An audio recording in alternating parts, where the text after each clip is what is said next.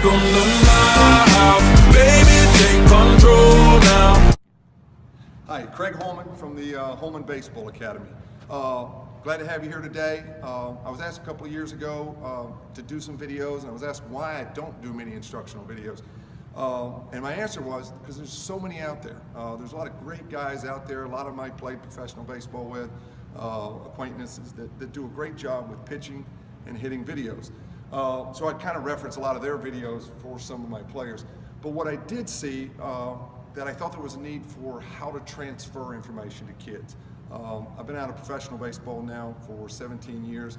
One of the compliments that I get personally is you're a very good instructor, but I also get you're a very good teacher. You're very good at transferring how to do something to kids. So we're going to do a 10-part instructional video series here from the Baseball Academy, solely based on how to coach kids, not necessarily instructionally based on hitting, pitching, how to throw a curveball, how to do a changeup. We will do some of that, but a lot of this is going to be based on how to coach certain individuals. I played 4 years of college baseball, was a two-time national champion at Jacksonville State University, went on and got drafted and played 10 years in the Phillies organization. I have lots of information, but the difference between good instructor and a bad instructor to me is, are you able to take this information that you know in your head and transfer it to this individual? I have three guys here behind me. I want to introduce them. Dominic Slayer, Luke Holman, and Sean Granahan. These guys, all three play on an elite academy team here. All three individuals do things differently, and they do them all well. So when I work with Sean on hitting, I'm not going to teach hitting the same way with Sean as I do my own son, Luke, the way he hits. Luke has a hitch. He hitches down, he comes up, but he gets his hands in the right situation to hit the baseball. If you're a really good hitter, a hitch is called a timing mechanism. If you're a poor hitter, it's called a hitch. So we reference two things and we call them two different things based on the success of the hitter. One thing that I've found over the years, if you practice something long enough, a young child will find the right way to do it. If I come in a cage and a kid has a bad swing and I toss him 100 baseballs, as we continue to hit, his body will teach him how to hit appropriately. If we continue to do it over months, he will soon continue the right way to hit for him. You have guys in the big leagues who have high leg kicks, but they always get their foot down and their hand loaded in the right position. You have guys that get wide and do not stride at all. Dominic can come out here just a moment. Take a stance like you're going to hit. Okay, perfect. Feet, shoulder width apart. He's got a good base. Now go through a slow motion swing. Dominic loads straight back, slight load, separation, hands from body, good swing. Back up, Dominic. Luke, come here. His stance is hands are together, go through your full swing. There's the slight hitch. When he's live, it goes a little bit more, hands go down, he comes back up. Here's Sean Granahan. Come on up, Sean. Nice little dry swing without a bat, don't need it. Here's Sean, nice easy load. He has great hip turn. Here's the individual of coaching each individual. Mentally based, all right? I'll start with Luke because he's my own son here. He struggles, he gets in a slump, he rarely thinks about the past games. He's very good at putting failure behind him, okay? Dominic, I'll go to Dominic now. When he struggles, it's hard for him to put bad games behind him. So he tends to linger on and think about the bad games, which he struggles. Sean is harder on himself than I ever could be.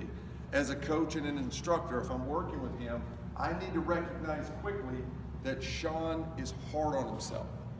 The sooner I recognize that as a baseball instructor, the better I can help him. I think coaches who know what they're teaching your child, it's fantastic, but if they have a great depth of knowledge, but they're unable to connect with your child, then that's the problem. I always say this, information is free, motivation costs you money.